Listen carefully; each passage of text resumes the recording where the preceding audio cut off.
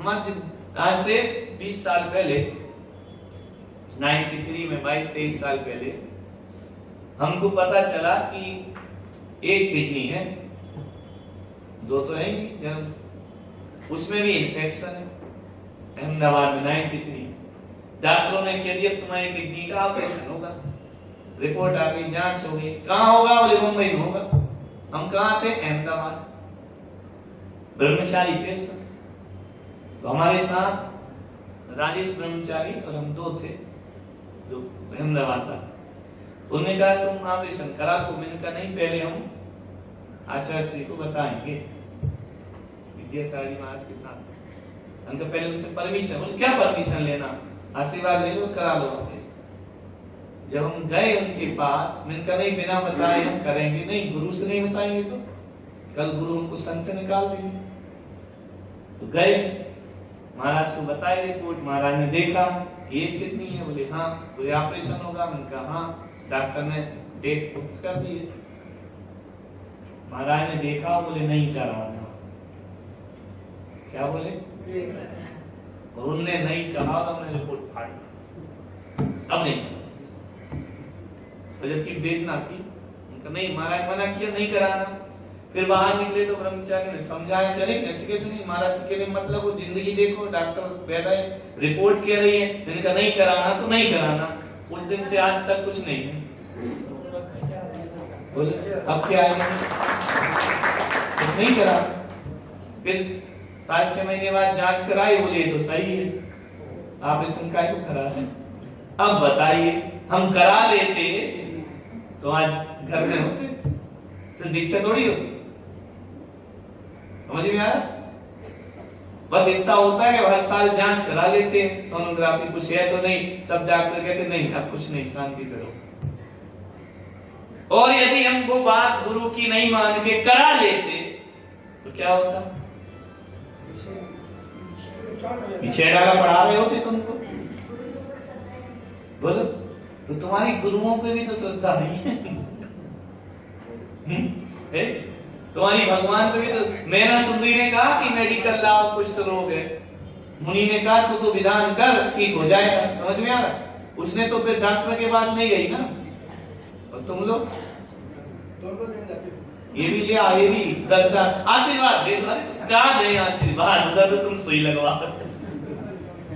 है ना? समझ में आ रहा है? श्रद्धा है कहाँ? अपन तो भगवान के सामने भी डाउटफुल जीते हैं, होगा या?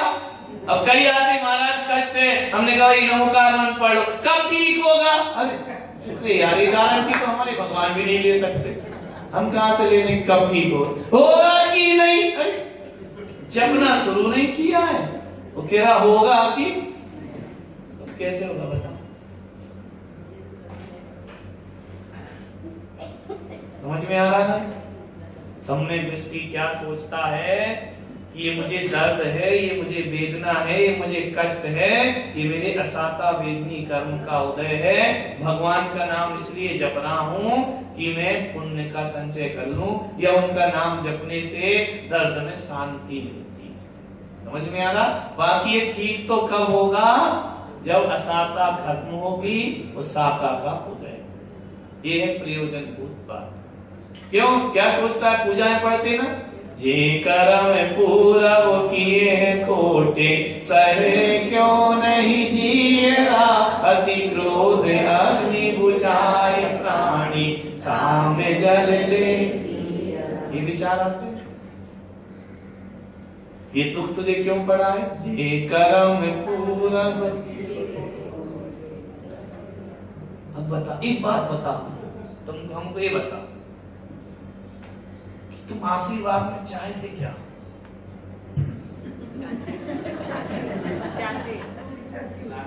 आशीर्वाद तुम ये चाहते हम करें तो पाप, लेकिन फल पुण्य का मिले, ये नहीं है सोच। आशीर्वाद का क्या मतलब? कि महाराज हम पाप तो कर रहे हैं, लेकिन ऐसा आशीर्वाद दो कि पुण्य का फल मिले। ऐसा हो सकता? तो ये नहीं कर रहे क्या? भगवान से हम क्या चाहते? कि भगवान मेरे अवगुण नाचे तारो प्रभु अपनो,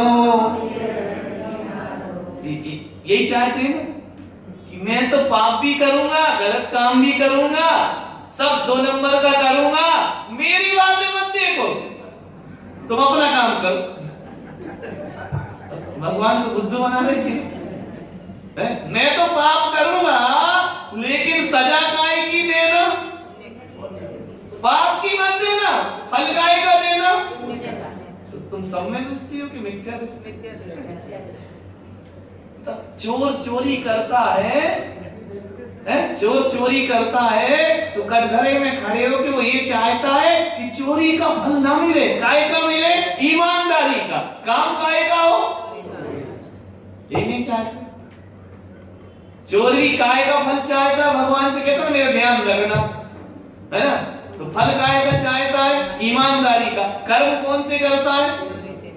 अब क्या करेगा भगवान? बोलो। भगवान की तो एक बात नहीं मानेंगे, लेकिन भगवान प्लीज हमको फल वही देना जो पुण्य का हो, करेंगे तो हम क्या, अब भगवान कर दे। आशीर्वाद का क्या मतलब है? बोलो मनीष, आशीर्वाद में क्या चाहते हो? कि हमारे पापों की सजा पाप रूप में ना मिले, किस रूप में मिले? पुण्य रूप। तो ऐसा क्या तीर्थंकर स्वयं अपने लिए कर पाए है कि 6 महीने आहार नहीं मिले तो काय का उदय था? पाप का। तो उसको पुण्य बना पाए। ये है प्रयोजन भूत बातें। नहीं आ रहा? आशीर्वाद का मतलब यही है भगवान को बुद्धू बनना, है ना? एक तो आए बोले महाराज बड़ा कष्ट है, कुछ कर दो। मैंने कहा 21 माला जप लो, तो बोले कि आप जप लो तो। मैंने कहा क्यों? बोले हमारे पास तो टाइम नहीं, बहुत झंझट है महाराज। ऐसा कर तुम कर लो ना, फल हमको। बहुत अच्छी बात। ऐसे हम सबकी 21 माला जपे फिर तो महाराज भी नहीं उठ पाएंगे, इतने सारे दुखी है संसार में, है ना? देखो आशीर्वाद का अर्थ ये होता है, ध्यान रखना, जो हम लोग सोचते हैं कि तपस्या तो महाराज करो तुम, कौन करेगा? एक टाइम खाओ तुम, केसलंच करो, है ना? अंतराय पालो तुम, पैदल चलो तुम, तपस्या करो तुम, ठंडी गर्मी सहो तुम, फल किसको मिलना चाहिए? ये होता है कि तुम्हारी तपस्या का फल तुम्हें नहीं मिले, किसको मिले? दे दो महाराज, दे दो। अब क्या है, बोलो, दूसरे की दौलत पे निगाह रखते हो कि नहीं? हमने तो जो पुण्य कमाया वो अपने साधना से कमाया, तुम कहते हैं कि इसका फल किसे दे दो? हमें दे दो। ऐसा हो सकता है कि बाहुबली भगवान खड़े तो तुम रहो, सांप बिच्छू तुम सहन करो, सर्दी बरसात तुम सहन करो, 12 महीने खड़े रहो, और हो सके तो मोक्ष हमें दे देना। ऐसा हो जाएगा? नहीं हो सकता ना? तो अपनी बेईमानी है कि नहीं पूजा पाठ? बोलो।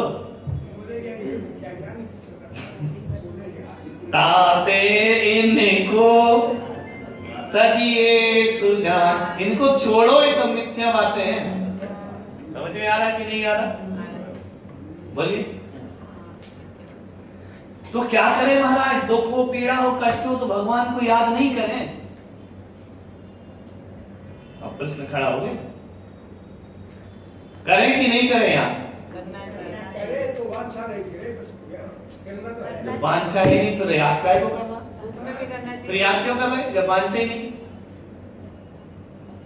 अपने से ज्यादा जो बड़ा उसको बोलना तो बात पूरी बड़ा अपन ने कहा ना कि भगवान को तो याद करो लेकिन वांछा नहीं करो, तो फिर काय को याद कर रहा है जब वांछा नहीं है? तो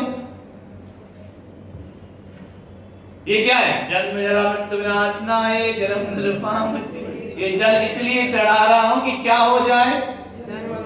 ये वांछा नहीं है।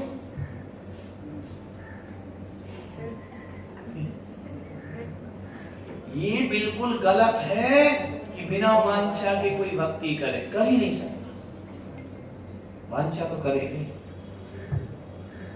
लेकिन अब भेद कहां लाना है कि वांछा काहे की करेगा? सर्दी जुकाम कैंसर की नहीं, है ना?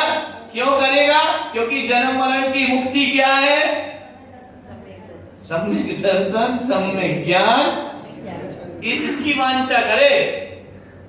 क्योंकि हे भगवान, ये तो कोई दुख नहीं है, सबसे बड़ा दुख तो क्या है?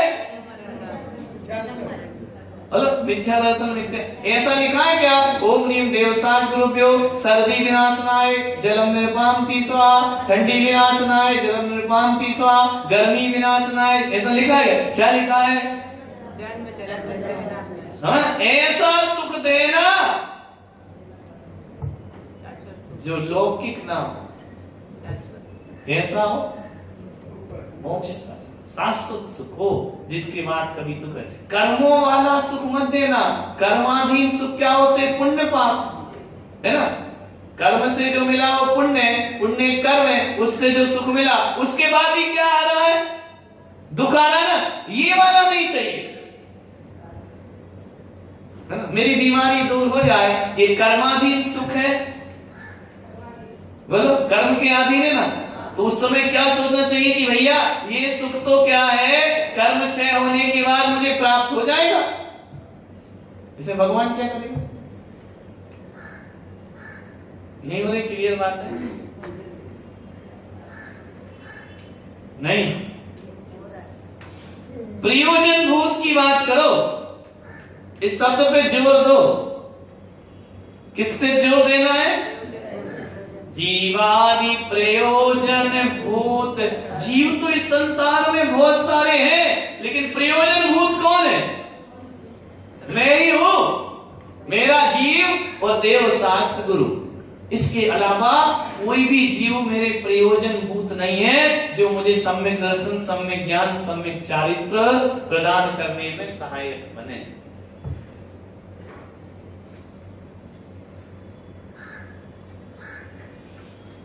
मिथ्या दर्शन, मिथ्या ज्ञान के कितने प्रयोजन हैं? बहुत सारे। जो भी तुम कर रहे हो सुबह से शाम, वो सब उसका प्रयोजन है।